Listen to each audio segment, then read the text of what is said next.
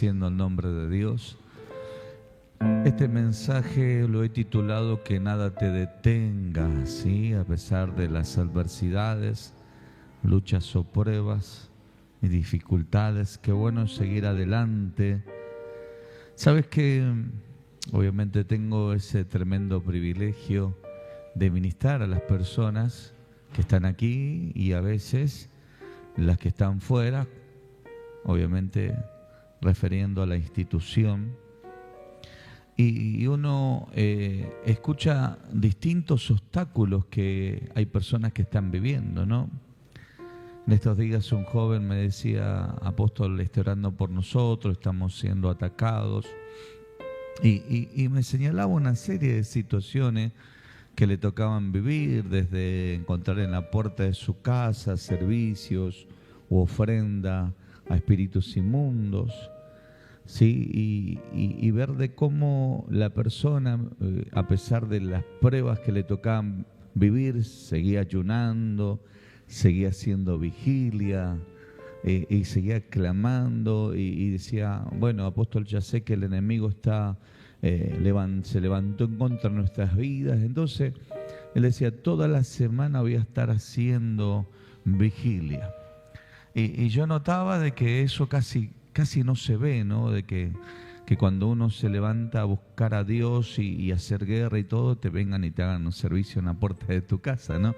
Entonces notamos de cómo la persona tenía un ataque en su hogar y obviamente se levantaba el enemigo directamente. ¿Por qué? Porque el hombre estaba buscando a Dios. ¿Para qué? Para generar un cambio. Entonces lo que estaba haciendo era tratar de salir del estado de la quietud, el estado del conformismo, para decir: che, hay cosas que vamos a generar un cambio. ¿Y qué sucedió? Vio que se movió el avispero y tuvo una reacción de parte del enemigo. Como también he estado ministrando allí en Colonia del Sacramento, en la iglesia del apóstol Rivas, y nos sucedió exactamente lo mismo. Comenzamos a quebrantar las fuerzas ocultas del enemigo que estaban limitando a la iglesia, quebrantar, romper, destruir. Y el otro día o al segundo día que nosotros nos fuimos, me dice el apóstol: ¿sabe, apóstol, que empezaron a hacer trabajo de hechicería en la puerta de la iglesia? Y le digo: bueno, rompe, quebrantá, y hay que seguir batallando para seguir conquistando. Entonces, a veces nos encontramos un poco quietos y a veces estamos pasando pruebas, pero no por pruebas porque nosotros, hermanos, estamos confrontando, atacando, conquistando. Estamos a veces pasando pruebas porque nosotros nos metemos en problemas, o porque por ahí de repente vinieron algunas circunstancias y nos quedamos varados, nos quedamos detenidos, y a veces no tomamos una decisión clara o una decisión conforme a lo que la Biblia nos enseña. Ayer se comunicó conmigo una hermana de Coronel Pringles. Me dice: apóstol, el día lunes usted soltó una palabra y decía: veo una jovencita que está en la cama, está mal, y el Señor le decía a la madre: orá para que sea libre, orá para que salga del estado en el cual está. Y me dice: ¿sabe, apóstol, que esa niña era mi nieta? Hacía una semana que estaba en cama, padeciendo un quebranto en su vida. Y le hice escuchar el audio cuando usted estaba orando, le hice escuchar a la madre, y parecía que no se quería romper la situación que estaba viviendo de quebranto, de dolor, de llanto. Dice: pero milagrosamente el día martes ella se levantó y comenzó a tener su vida normal. Entonces notamos que ella estaba pasando una prueba o un problema espiritual, justamente porque tuvo un quebranto emocional, una decepción que la llevó a entrar en depresión, en angustia, en tristeza, pero salió una palabra revelada que la trajo a libertad. De la misma manera, una palabra revelada que rompió las obras de las tinieblas, tanto allí en Colonia del Sacramento como también la otra persona que también nos estuvo pidiendo oración. Pero notamos que hay dos puntos de batalla. Uno es por una cuestión emocional y el otro es por una cuestión del reino de Dios, una cuestión del espíritu o una cuestión del crecimiento. Tal vez hoy usted esté pasando una prueba y usted sea entienda que es una cuestión del reino de Dios por el llamado, el ministerio, por la asignación, por el trabajo que usted está ejerciendo, o tal vez esté pasando una prueba porque se levantaron en contra de su hogar, de su familia, o por errores que usted cometió. Pero bueno, en definitiva vamos a tratar de hablar de cuáles son las herramientas que tenemos que tomar para tratar de salir de ese estado. Dame un poquitito de ganancia porque me lo bajaba, me lo subí, me lo bajaba, me lo subí y me siento un poquito encerrado. En aquel mismo tiempo, libro de Hechos de los Apóstoles, capítulo 12, versículo 1, dice: en aquel mismo tiempo el rey Herodes echó mano a algunos de la iglesia para maltratarles. ¿Escuchó bien? Para maltratarles. ¿Por qué los maltrataban? Porque la iglesia estaba creciendo. Digan conmigo, creciendo. Vamos de vuelta, digan conmigo, creciendo. Usted tiene que entender algo importantísimo. Todo crecimiento hace de que se prendan todas las alarmas del infierno, del entorno que te está rodeando, a veces de tus pares, ¿sí? De gente que ejerce lo mismo que estás ejerciendo vos, ya sea un llamado al ministerio, ya sea un oficio, ya sea una vocación. Hermanos, el crecimiento siempre trae una molestia. No es que las personas se quedan conformes. Yo recuerdo que cuando comencé a crecer en la empresa donde yo trabajaba, tenía 19 años y obviamente trabajaba muchas horas, 12 los sábados, 12 horas de lunes a sábado, y obviamente empezó a hacerse notorio que el ingreso mío era casi el doble de otros compañeros, y eso me daba a mí el derecho de comprarme vehículos. Me compré en ese tiempo una moto 0 kilómetros, y obviamente eso hizo que no pasara desapercibido y que me dijeran: ¿en qué andas vos? ¿Qué estás haciendo? Hasta llegó el gerente de la empresa diciendo: ¿cómo puede ser que a un operario le esté pasando lo que le está pasando? Yo, ni siendo gerente, compro lo que compró este joven. Entonces, todo crecimiento siempre prende las alarmas, siempre prende, hermanos, o hace ese signo de pregunta, dice: ¿qué es lo que está pasando? En vez de nosotros decir: che, a ver qué es lo que encontró esta persona, qué es lo que encontró esta institución, qué es lo que está sucediendo, normalmente a veces viene la crítica. Entonces, en el tiempo que la iglesia estaba creciendo, allí la mano de Herodes prendió a algunos de la iglesia. ¿Para qué? Para maltratarlos. No conforme con el maltrato, dice: y mató a espada a Jacob, hermano de Juan. El versículo 3 dice: y viendo que esto había agradado a los judíos, es decir, que los había dejado contento a los judíos, procedió a prender también a Pedro, uno de los principales apóstoles. Eran entonces los días de los panes sin levadura. Habiéndole tomado preso, le puso en la cárcel, entregándole a 4 grupos de 4 soldados cada uno, es decir, 16 soldados, para que le custodiasen, y se proponía sacarle al pueblo después de ¿qué cosa? De las Pascuas. Así que Pedro estaba custodiado en la cárcel, pero la iglesia hacía sin cesar oración a Dios por él. Es decir, la iglesia tal vez no podía intervenir legalmente, la iglesia tal vez no podía intervenir levantándose con armas e ir a decir: vamos a rescatar a Pedro, pero sí la iglesia tenía una herramienta poderosa que era la oración. Intervenía en oración para que Dios hiciera una obra en favor de Pedro. Cuando Herodes se le iba a sacar aquella misma noche, estando Pedro durmiendo entre 2 soldados sujetos con 2 cadenas, no solo que estaba custodiado por personas, sino que estaba imposibilitado por cadenas, y los guardas delante de la puerta custodiaban la cárcel, que se presentó un ángel del Señor, es decir, algo sobrenatural. Se presenta allí donde estaba Pedro, y una luz resplandeció en la cárcel, y tocando Pedro en el costado le despertó diciendo: levántate pronto. Y las cadenas se le cayeron de las manos.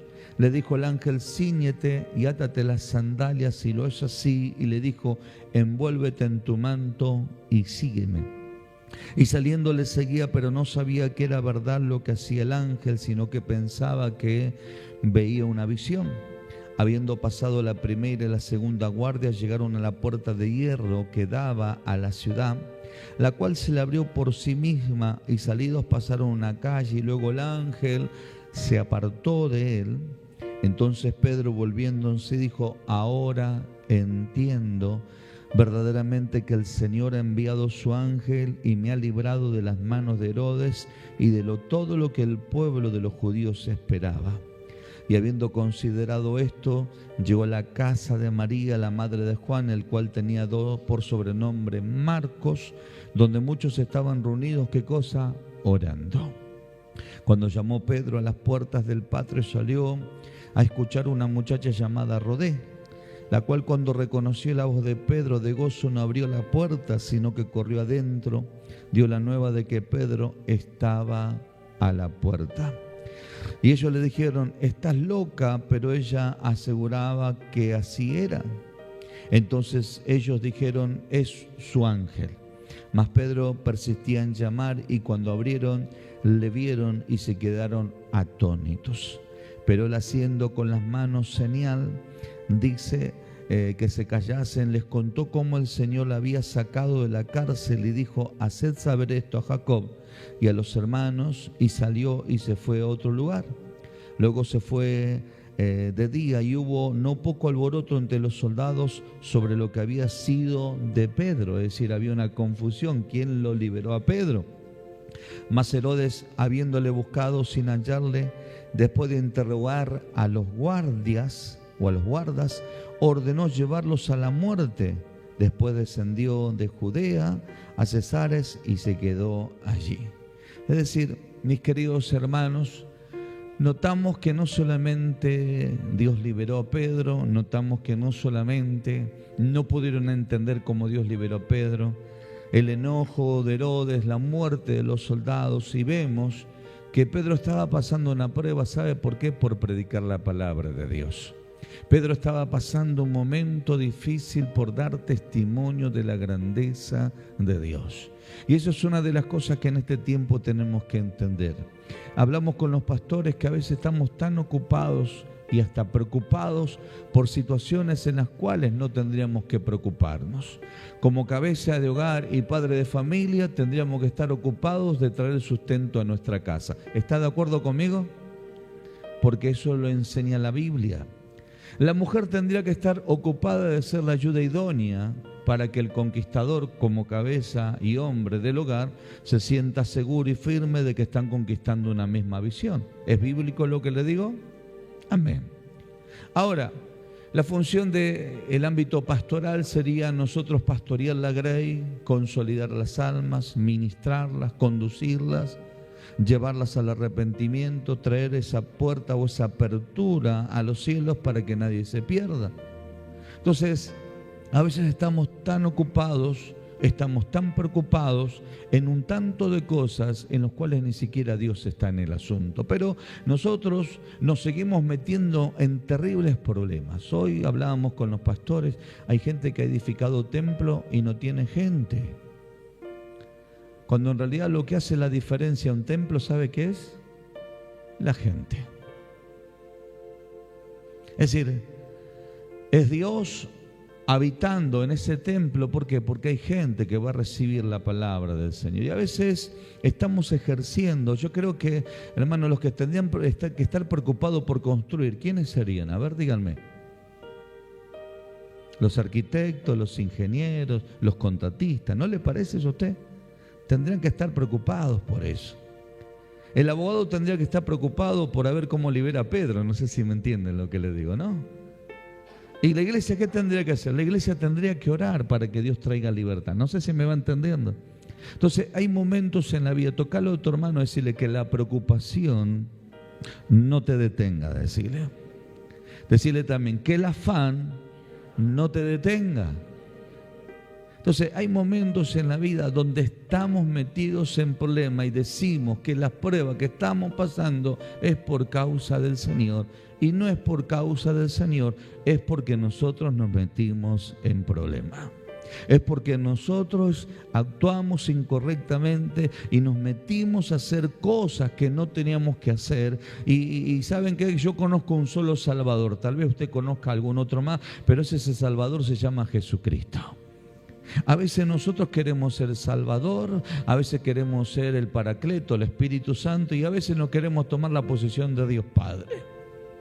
Y la Biblia habla de que hay un solo Dios, la Biblia habla que hay un solo mediador entre Dios y los hombres, se llama Jesucristo, y la Biblia nos habla que hay un solo consolador, que es el Espíritu Santo. Entonces, hermanos, ¿qué le parece si nosotros, funcionando en el lugar que tenemos que funcionar, también le damos la oportunidad para que Dios intervenga y haga lo que tiene que hacer? ¿Cuántos dicen amén? Porque estamos acostumbrados, hermanos, en venir a la iglesia para orar en la iglesia, cuando en realidad a la iglesia se viene los días miércoles y los días domingos. ¿Para qué se reúnen los santos? Los santos se reúnen para rendirle culto al Señor. Los santos se reúnen para expresar en gratitud, alabanza, adoración, ser edificados y también presentar sus peticiones delante de Dios. Pero sobre todas las cosas para ser edificados en el poder de la palabra, es decir, ser direccionados. En eso nos tenemos que preocupar y en eso nos tenemos que ocupar. ¿Por qué?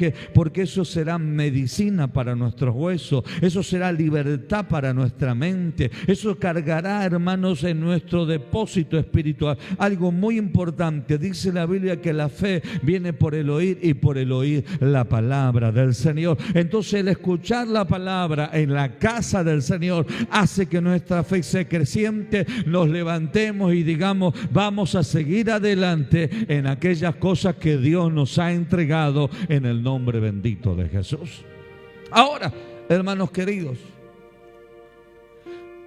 determinamos transformar los cultos que se tendría que rendir a Dios solamente a veces en un culto de oración y no en un culto de palabra y de alabanza. Cuando en realidad, hermanos queridos, yo creo que en la iglesia todos los días tenemos que orar al Señor. Yo creo que usted está de acuerdo conmigo, todos los días oramos a Dios. En esta casa todos los días hay un grupo de hermanos orando al Señor. Haya culto, no haya culto, hermano, haya célula, no haya célula, se ha asignado al líder, a un líder con las personas que está liderando, que tienen que reunirse a buscar la presencia de nuestro Padre Celestial, porque eso nos va a llevar a nosotros a ser más dependientes de Dios, pero también a ser más efectivos. Entonces, hermanos queridos, cuando uno se empieza a desenfocar, ¿cuándo nos desenfocamos? Cuando empezamos a dar prioridad a nuestros deseos. Cuando nos empezamos a desenfocar, cuando comenzamos a ver las cosas a nuestra manera y no a la manera de Dios. Pero sobre todas las cosas, ¿sabe cuándo nos comenzamos a desenfocar? Cuando empezamos a perder el lugar de nuestra asignación. Al perder el lugar de nuestra asignación, una de las cosas que sucede es que empezamos a perder también la función. Cuando se empieza a perder la función, se empieza a perder poco a poco la fe. Porque cuando uno valora su asignación, valora su posición, que hay un testimonio, el testimonio es su función. ¿Y su función en qué radica? Radica en que está llena de esperanza, o está lleno de fe y de esperanza, que la asignación que tiene lo va a llevar a conquistar aquello que Dios le ha entregado y aquello que Dios le ha dicho, aquello que Dios ha diseñado. Un tanto de oportunidades me han llamado a mí para decir: apóstol, ¿puede pertenecer a la comisión de tal o cual asociación de pastores? ¿Puede pertenecer a la comisión de tal o cual ciudad? ¿Puede pertenecer? Yo le digo: ¿sabe? No puedo. Me dice: ¿por qué? Porque no me fue asignado eso a mí. ¿Podemos contar con usted, pastor, para que usted sea parte de esto, aquello? Le digo: no, ¿sabe qué? Yo tengo mucho trabajo en la institución donde estoy. Tengo una casa, o en la casa del Señor que está en Virreyes, que es la casa central MAPRI, y allí tengo que predicar los miércoles y los domingos, a no ser que el Señor me diga: pone a otra persona. Pero a la vez tengo casi 20 filiales que pertenecen a MAPRI, a los cuales yo como apóstol o como pastor principal tengo que ir a instruir a los pastores y a la vez instruir a ese pueblo que están pastoreando. Entonces yo dejaría de hacer la obra que Dios me mandó a hacer para querer ocupar un lugar que ustedes me están proponiendo. Lo mismo quisieron hacer con Nehemías. Nehemías estaba bien en el palacio, estaba allí con el rey preparándole el vino, estaba de la mejor manera, y Dios le pone el sentir de ir y levantar los muros de Jerusalén y esas puertas que estaban quemadas a fuego, repararlas. Ahora, lo tremendo de todo esto es que hasta ahí no pasaba nada, pero cuando él hizo lo que le fue asignado por el cielo, el infierno se levantó con Tobías, Sanballat y Gesén el árabe, y ni hablar de Nodisa, sí, una falsa profetisa que le entregaba profecías falsas. Es decir, mis queridos hermanos, hasta ese momento Nehemías no era un problema para nadie, pero cuando Nehemías comenzó a funcionar en lo que tenía que funcionar, que era la restauración y la restitución de la asignación del pueblo de Dios, es decir, que le fuera restaurada la paz, que le fuera restituida esos muros y esa protección, y que luego se levantara un gobierno fuerte en ese lugar, hasta ese momento no era un problema. Cuando alguien quiso restaurar y restituir aquello que le había sido asignado, se prendieron todas las alarmas del infierno, intentando de alguna u otra manera, hermanos, tratar de desenfocarlo. Deja la obra, vení que queremos hablar contigo, y comenzaron a conspirar en contra de él, pero él en ningún momento se desvió de la visión. Y eso es lo que usted tiene que entender. Cuando usted está pasando pruebas, dificultades o adversidades, deténgase por un momento, guarde silencio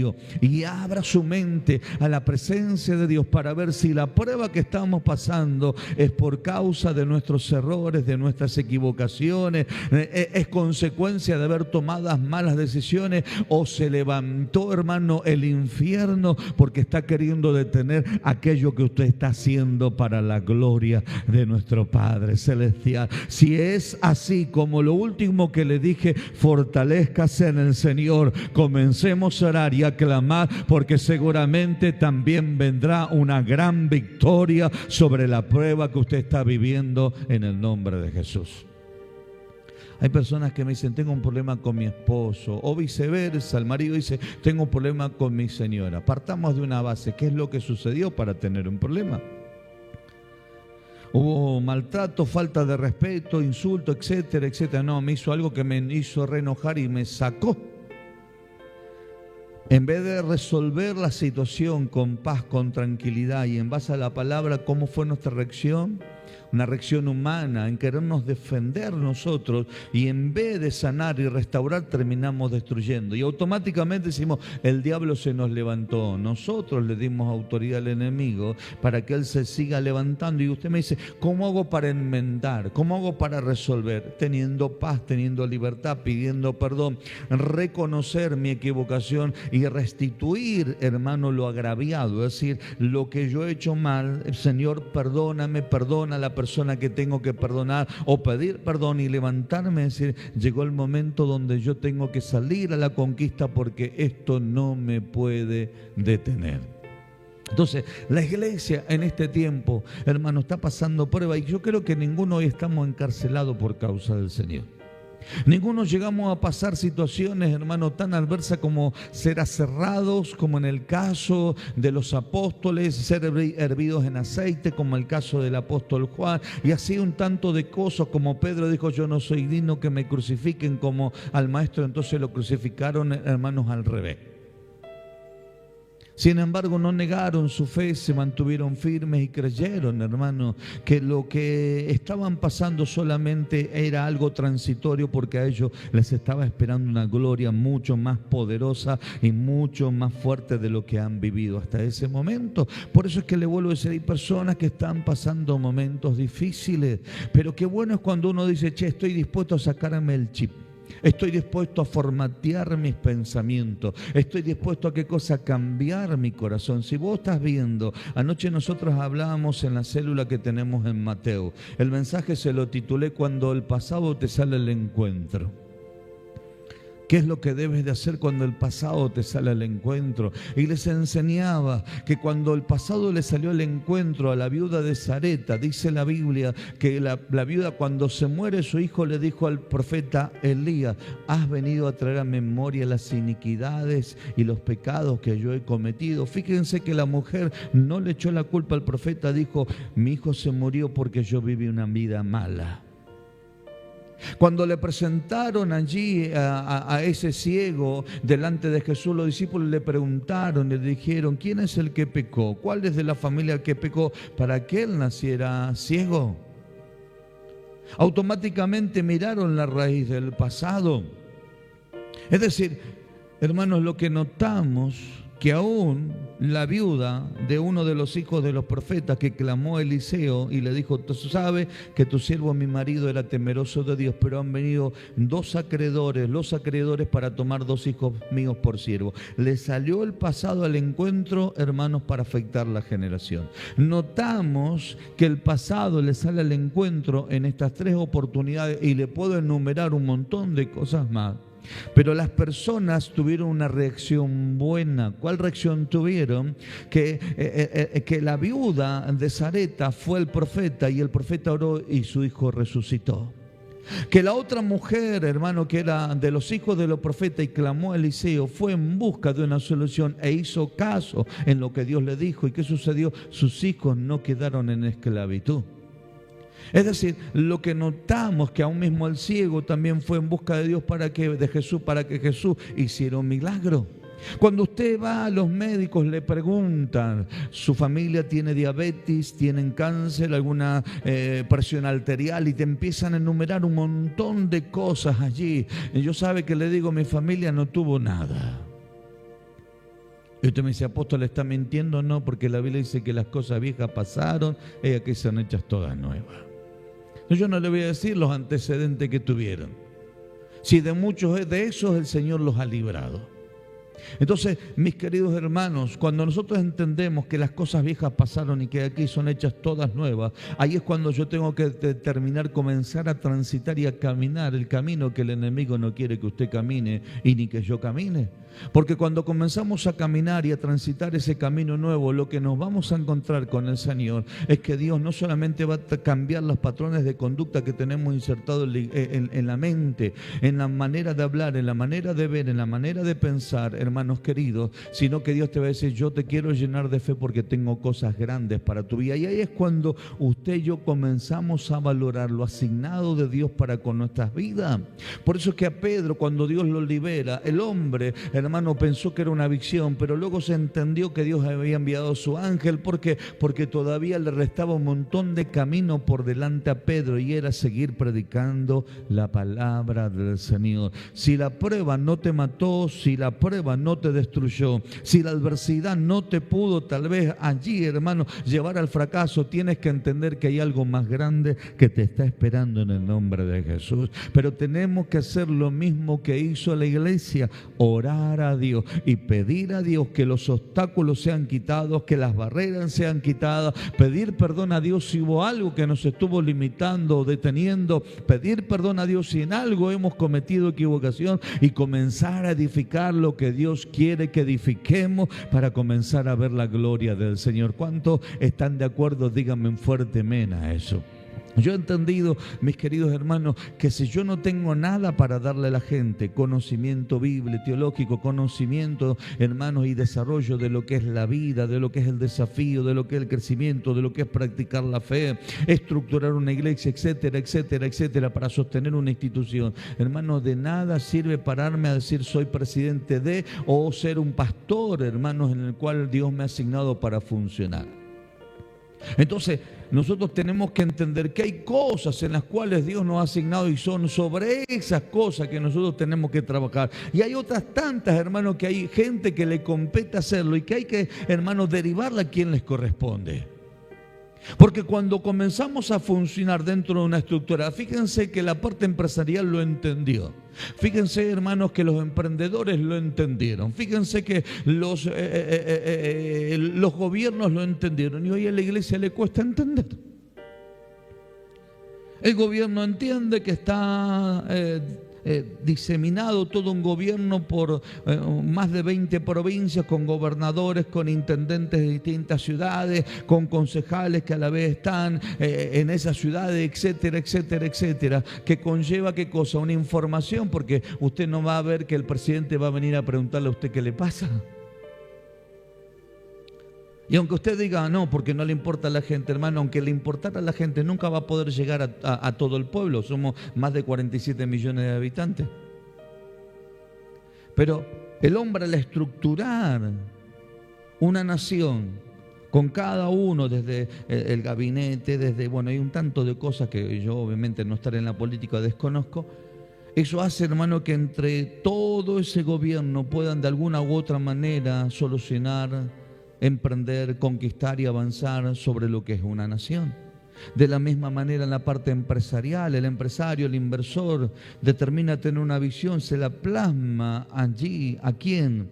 Al gerente.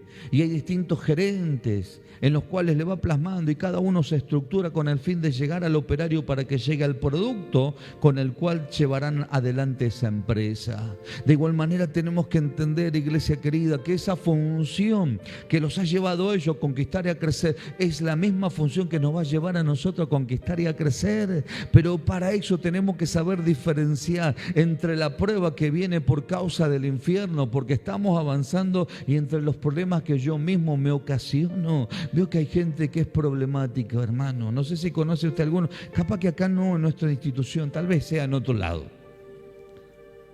Gente, hermanos, que cuando no hay problema, lo busca.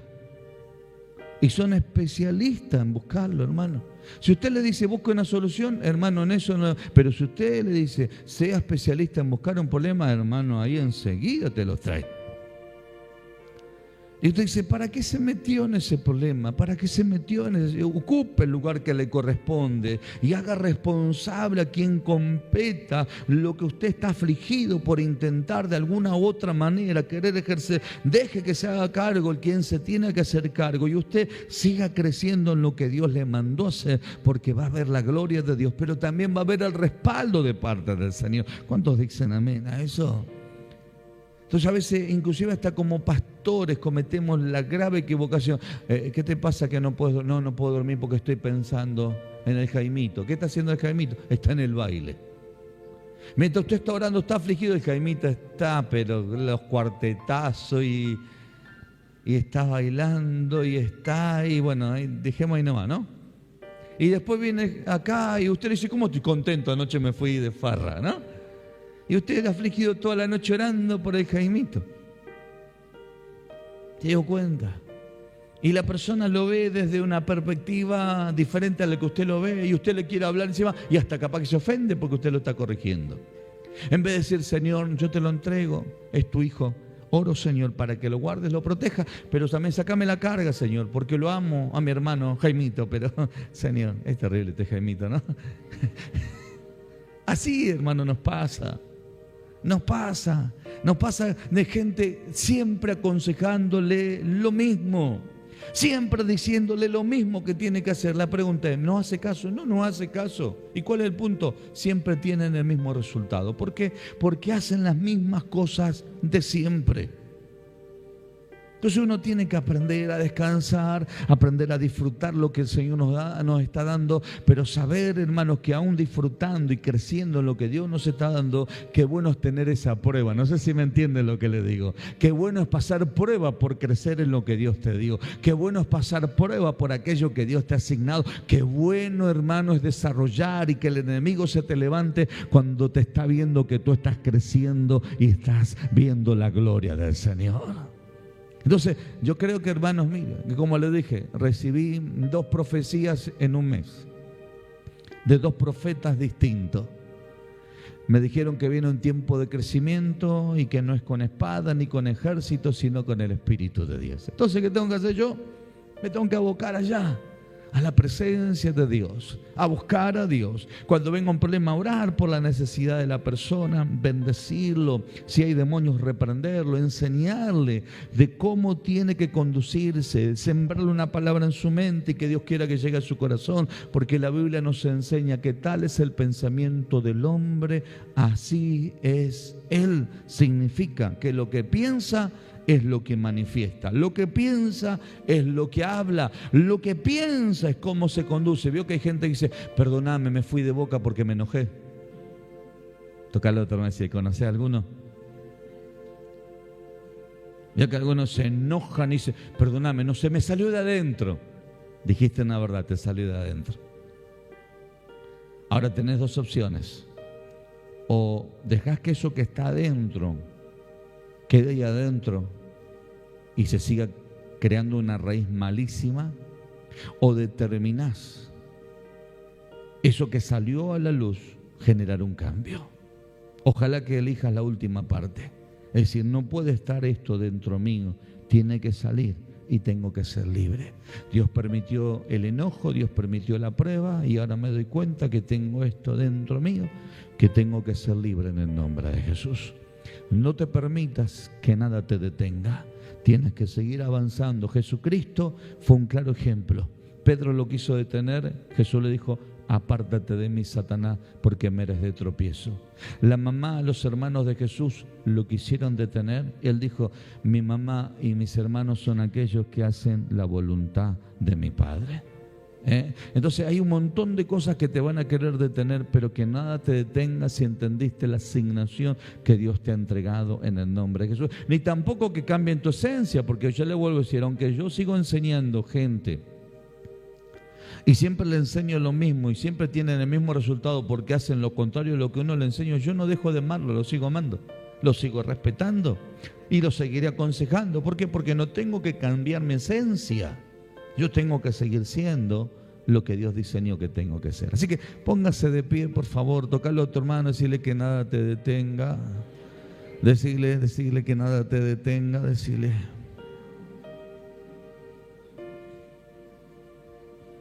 Los que estamos creciendo, mis queridos hermanos, no tenemos tiempo para ver el ombligo de otro. No tenemos tiempo para ver a nadie. Los que estamos creciendo, siempre vemos, mire lo que dice, lo publiqué hoy en el Facebook, Isaías 41:10. ¿Sí? No temas porque yo estoy contigo. A veces el temor, a veces las dudas, a veces lo injusto, a veces el maltrato. A veces estás haciendo el bien y parece que nunca conformás a las personas. Siempre tienen algo para refutarte, descalificarte, denigrarte. No resaltar lo bueno que estás haciendo, sino tratar inclusive a veces el pasado, refregártelo en la cara. Pero no dejes de hacer el bien, porque eso es contado como un arma. La Biblia dice, haz el bien, porque cuando hagas el bien, vas a vencer el mal. Haz el bien, porque de esa manera amontonarás ascua de fuego sobre la cabeza de tus enemigos.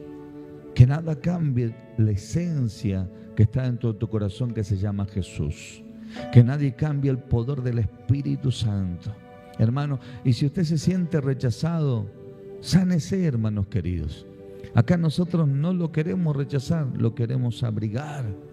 Queremos amarlo, queremos respetarlo. Pero entendemos que a veces cuando la persona se aleja es porque tiene rechazo.